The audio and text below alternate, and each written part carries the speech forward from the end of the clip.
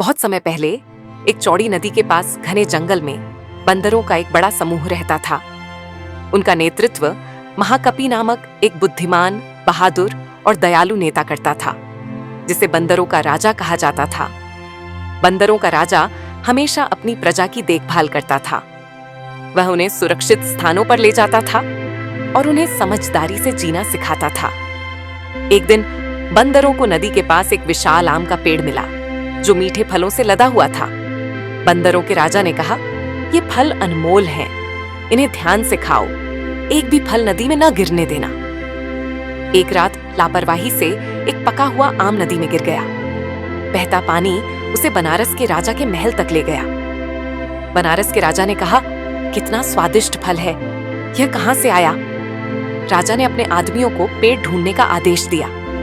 जब उन्होंने पेड़ को बंदरों से भरा पाया, तो राजा ने फलों का आनंद लेने के लिए उन सभी को मारने का फैसला किया।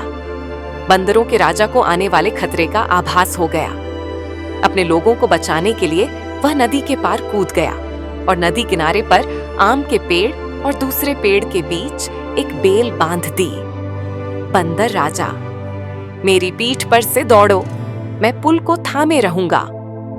बंदर एक एक करके पार करते हैं। जैसे ही आखिरी बंदर पार हुआ, बंदरों का राजा गिर पड़ा। उसका शरीर बुरी तरह घायल था, लेकिन वह मुस्कुराया। उसकी प्रजा सुरक्षित थी। राजा स्तब्ध रह गया। उसने बंदरों के राजा को प्रणाम किया।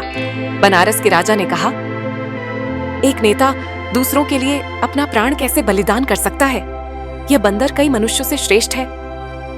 राजा को गहरा लज्जा और सम्मान का अनुभव हुआ। उसने अपने सैनिकों को बंदरों के राजा की सहायता करने का आदेश दिया। बंदरों के राजा ने कमजोर आवाज में कहा, एक सच्चा नेता दूसरों के लिए जीता है, अपने लिए नहीं। इन शब्दों के साथ बंदरों के राजा ने शांति से अपनी आंखें बंद कर ली।